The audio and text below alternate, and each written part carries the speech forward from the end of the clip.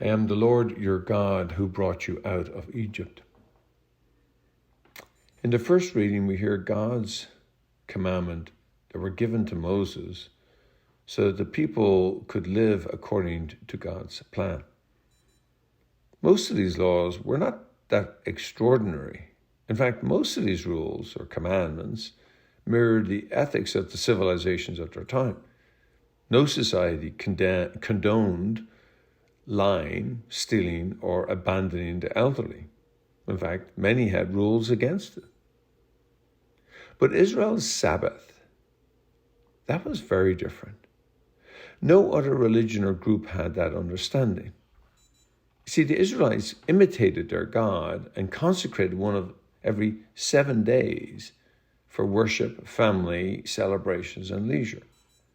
This Sabbath affirmed that people are more important than work, that strong relationships with God and others outvalue any accomplishment, and that everyone needs time for recreation, for recentering themselves in relation to everything else. You see, the Sabbath became a way to understand and to treasure people's time and leisure. It enhanced the people's relationship with God, while at the same time intensifying their own relationship and identity with each other. Keeping the Sabbath holy was another way that Israel better appreciated the sacredness surrounding them and highlighted places, practices that sharpened their awareness of the presence of God and indeed their meaning of their life. While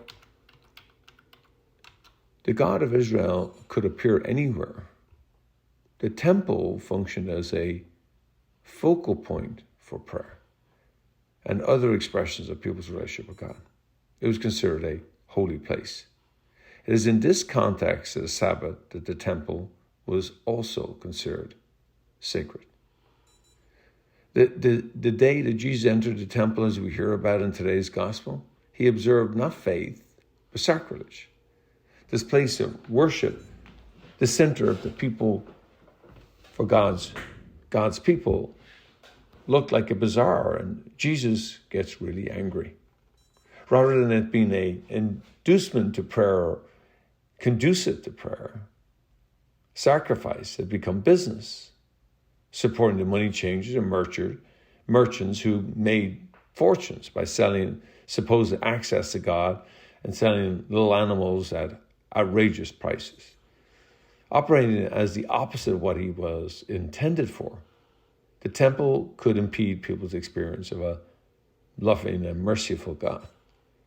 You see, in Jesus' eyes, the temple had become a blasphemy, an anti-reign of God.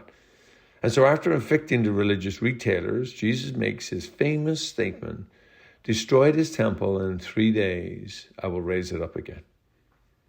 John explains that, quote unquote, this temple refers to Jesus himself, not an architectural wonder.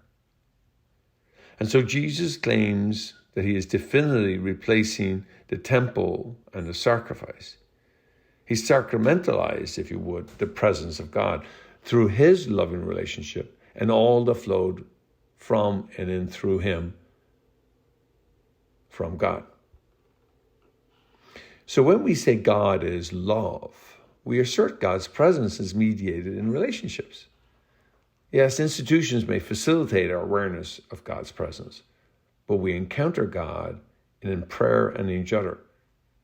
Prayer, especially communal prayer, as in here at Sunday at Masses, but also encounter God in the love that we share among ourselves, especially when we do loving actions towards those most in need. You see, Jesus' anger in the temple is at the twisting of God's love for the world. They had distorted their faith and desecrated God's house. They offered a counterfeit relationship with God based on sacrifice over love. And Jesus rails against this. He loses his temper. It is not enough then that we say we are putting God first. but we must act in accordance with those words. Whether those words are prayer words or whether they're conversational words, our words must follow what we believe. Historically, I suppose we can give Judaism credit for the beginning of the weekend, with their Sabbath being on a Friday night through Saturday, and then the addition of the day of worship and celebrating Sunday.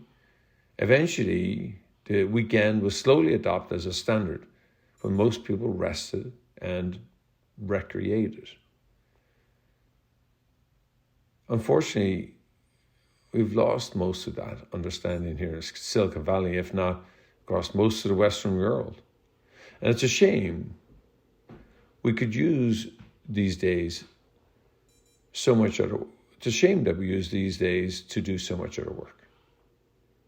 One of the challenges for us then is to, return to the original understanding of the Sabbath command, and to take seriously the time to rest, recreate, do service for others, and pray.